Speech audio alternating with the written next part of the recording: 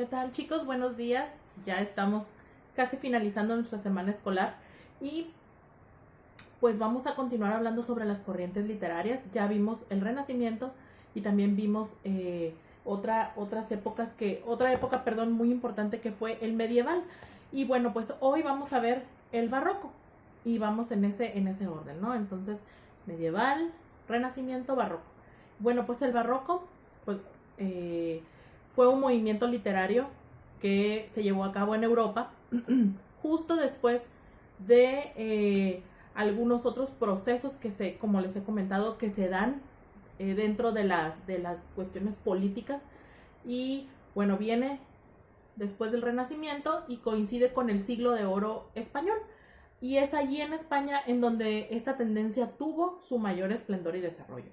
La literatura barroca pues depende del movimiento en general, denominado barroco, y que pues vaya, no solamente se encargó de hablar o influir en lo que se escribía, sino también en otro tipo de manifestaciones artísticas. Y bueno, esta expresión literaria pues coincide también con la Contrarreforma Católica, es decir, aquellos movimientos que empezaron a tratar de quitarle ese poder absoluto a la Iglesia Católica, y pues de cierta manera le sirve como pilar en sus discursos, ¿no? De hecho, en la literatura barroca vamos a encontrar muchos de estos elementos históricos y que van también nutriendo a este movimiento. Los temas más comunes de la literatura del romanticismo pues solían ser la vida y su cambio constante, lo fugaz del ser humano, el dolor y el sufrimiento. Eso era lo que también vimos ahí en el Renacimiento: el hombre, su existencia, su repercusión en los demás seres y cosas. Pues es el epicentro de estas obras de los autores más representativos. En la literatura barroca pues se considera en parte un estilo sobrecargado, ostentoso, abusivo en el uso de recursos literarios como la metáfora y la antítesis. Y pues este movimiento surge en un momento de muchas tensiones sociales, políticas, económicas y existenciales. Esta situación caótica pues arrastró a los autores a expresarse, a hablar sobre la pesadumbre de las miserias, de la peste, de la desigualdad entre clases y el alivio que significa la religiosidad. Es posible decir que no se pudo haber tenido un mejor entorno, mejores condiciones para el desarrollo de esta corriente. Estas temáticas de las que se valieron los escritores fue, pues vaya, toda esta mezcla de centenares de obras y pues las bases sólidas que permitieron la argumentación clara del movimiento barroco. Ahora, ¿dónde surgió este movimiento? Bueno, pues las primeras expresiones escritas del barroco con elementos literarios considerados netamente barrocos se llevaron a cabo en Italia, en Francia y en Inglaterra, perdón. Entonces, pues en Inglaterra comenzó en el siglo XVI y apareció en la literatura inglesa pues una demostración bien marcada de lo que luego fue considerado como literatura barroca.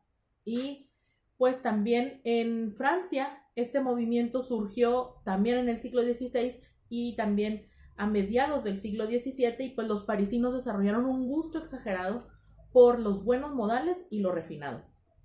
Este comportamiento vino como respuesta a las vulgaridades percibidas por la sociedad del rey Enrique IV y su corte, y este movimiento se le llamó preciosismo.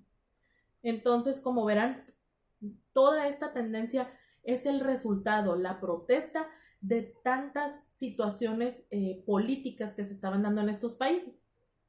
Y entonces, pues estas obras en Francia tenían que ser forzosamente usadas y era necesario realizarlas en el vocablo de la lengua francesa. En Italia, esta tendencia fue muy parecida, al igual que la inglesa, y aquí esta literatura pues fue sumamente apreciada y también tenía pues ese estilo propio de los italianos, ¿no? Usaban hipérboles, metáforas y antítesis, y se le llamó marinismo, ¿ok? Este movimiento en Italia se caracterizó por un manejo sutil de las formas literarias desmesuradas, y exageradas. Su poesía, con más de 40,000 versos, fue sumamente descriptiva y se enfocaba a asombrar al lector.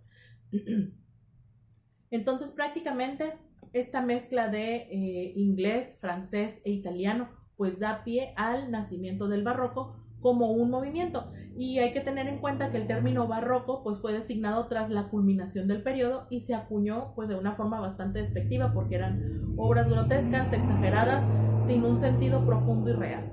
Muy bien.